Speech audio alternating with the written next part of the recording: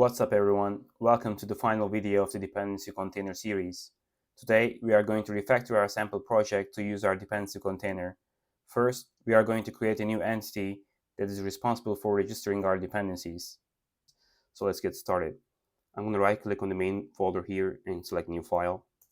I usually like to create like an app configurer entity that is responsible for configuring of the application, but also registration of the dependencies. And for our use case, it's only going to be responsible for registering dependencies, and it can be an enum. It will not hold any state or whatsoever, so there is no need to be a struct class. So we're going to have a static function configure dependencies, and here we're going to be configuring our dependencies. Let's also add a flag here, private static variable did configure dependencies. This goes false.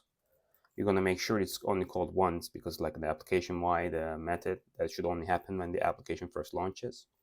So first we're going to check here, guard did configure dependencies is equal to false, else assertion failure. You can write a message here, the dependencies should have only been configured once, and then we're going to return here. And then if it's false indeed, we're going to set it to true, and then we will continue with registering our dependencies. Okay, so as you know, our project is very simple, like main view and a detail view, and there are only two dependencies. We have network service that is implemented as Singleton, and also analytics event tracker, which is a struct that is initialized whenever it's needed. And both of these dependencies are used in detail module and also in the main module. As you can see in the main module, we are initializing the event tracker and injecting the Singleton network service to the main module view model when we are returning it. Okay, so now what we want to do is we want to register these dependencies to our container so we can resolve from there. So let's do that. In order to do that for network service though, we need to make the initializer internal so we can have access to it. So now I removed it here and I go back to app configure, and here I'm going to say dependency container dot shared the register a single instance, and the object is going to be network service instance, and the type is going to be networking.self. And then similarly, we're going to register a closure for our analytics event tracker. So now the type is going to be closure based, and in the closure I'm going to be providing the analytics event tracker instance. So every time this is resolved, a new instance will be provided, and then the type is going to be analytics event tracking.self. Cool. So now we are registering our core dependencies, which are networking and analytics, into our container. And we also need to make sure that we call this method as early as we can, because these are our core dependencies that should be available in our project as early as possible. So a good place for that is in app delegate did finish launching with app options method. So here we can say app configure dependencies. We remove this comment as well. So now we are registering our dependencies, and if we just run it again, and we will see that in our memory debugger here, for example, we will have two instances of network service. One is inside the dependency container, and the other one is the singleton that is currently referenced from the main module view model. Okay, so as expected, so now we can see that our instance is in the container, but now we need to use it. So now let's go to main module view model. Sorry, the main module coordinator, where we initialize or inject the dependencies. So now instead of using these dependencies directly, we can get them from our container. So we can say let networking is equal to dependency container.share.resolve a single instance for type networking.self. And for analytics, again, we can get it from the container, resolve a closure based, because analytics, and then the type is going to be analytics event tracking.self. Cool, now we can use them here. Analytics and networking is going to be here, networking. So we are not initializing our own analytics anymore, and we are not using the singleton of networking. So now you might be thinking like, those are just there available for us. We could just easily initialize them. Yes, I feel you, but think about it, if it's a big project and it's also a modularized project. And with modularization, you can hide your implementation details behind protocols, so you won't have access to those main dependencies from your submodules, like your module packages. And then you will see the real benefit of dependency containers.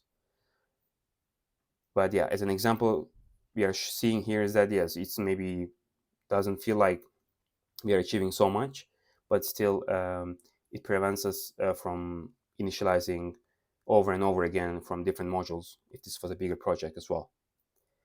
Cool. So now we are injecting it from our container for our main module. We can also do that from our detail module. I'm going to come here and I'm going to say again networking is again dependency container share the resolve single instance networking dot self, and also analytics.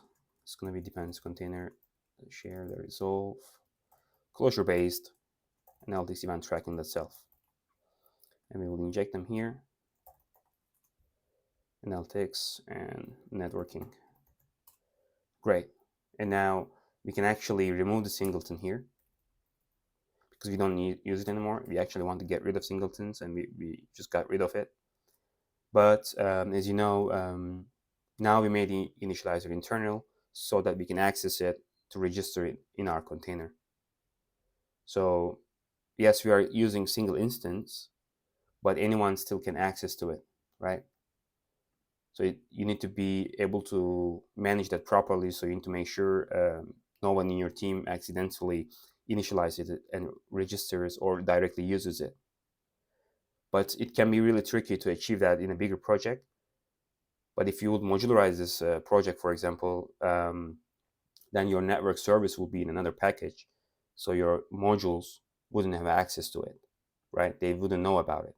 They would only know about networking to interact with it. And then the actual implementation would come from the main target, as we did in an app configurer by registering here. So only the main target that is aware of everything could initialize the network service. Okay, cool. So now we are using our dependencies directly from the container. So just run it again to make sure it's working fine. Yeah, the application loads, the main view loads. We can go to detail as well. That also looks fine. And of course, if you would not register our dependencies, so if I come to the app delegate and comment this line and run it again, we are going to get a crash because we are trying to resolve something before registering. That's why it's so important to make sure that our dependencies are registered and ready for us to use.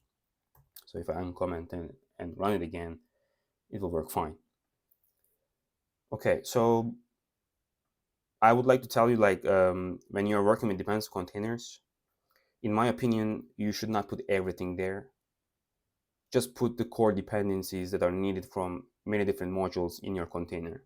For example, if you have a dependency that is only needed in one module, and if you're able to initialize it right on the spot when you're about to initialize that module, directly inject that dependency into that module. Do not register it to your container and resolve later on, because it's just needed there, right? But of course, like for bigger dependencies such as analytics or networking or some persistent services, the container is a good approach. Also, a good use of containers are to be able to lose a couple different packages in a modularized project so that they do not depend on each other directly. If you remember from the first video, we discussed that. And before we end though, I want to show you something about the container approach. So the single instance doesn't necessarily mean a singleton, right? Yes, in this project, we only have one networking, like it's running right now. And if you check the memory, we have only one network service that's registered in our container. But it's possible to initialize another one, and I will show you an example like how it can go wrong if you're not careful about it. So imagine in our main module coordinator, before we present the detail view, we just come here and say, I just need to register a dependency to our container, and we're going to say the single instance, and it's going to be network service for type networking.self. So you are actually overriding the existing network service in the container. And then next time a detail module coordinator try to resolve the networking, it will get this instance from the container. But as you know, the main module resolved networking before this step over here. So it will be still using the old networking. So in this scenario, we will end up with two network instances. So if I run it again, we will see, if I go to detail and if I check my memory, we will see now we have two different network service. So one here is still used for main module, and the other one is now overridden in the container and also resolved from the detail module. So you need to be careful about that. So as you see here, we end up in a situation where we have two instances, even though we only want to have one, because we were not careful about how we interact with the container. So in such scenarios, these problems can happen. Also, if you have a restart flow in your application, let's say at a certain step, your application restarts its modules. And then if any of your modules are leaked, if you're not careful and your modules are not deallocated properly and they are leaked, and then you re-register your dependencies, you might also end up with a similar scenario where the leaked object keeps a reference on all dependency, and which might also end up with weird bugs that are really hard to debug and find out. So I just wanted to make you aware of these potential risks as well. But yeah, if you're careful about how you use your container, it's really a powerful tool for you to scale your projects better, especially if you modularize your projects later on. Okay, that's it. So we came to the end of our dependency container series. So in our last video, we refactored our project as well. Now we are using our container directly for our dependencies. As I have repeatedly mentioned in this series, the containers are really useful for modularization. If you especially want to have loosely coupled modularized architecture, they are really important. And I actually have course on iOS modularization, which I will leave a link in the description below, a discount link. So if you're interested in iOS modularization, make sure to check that out as well.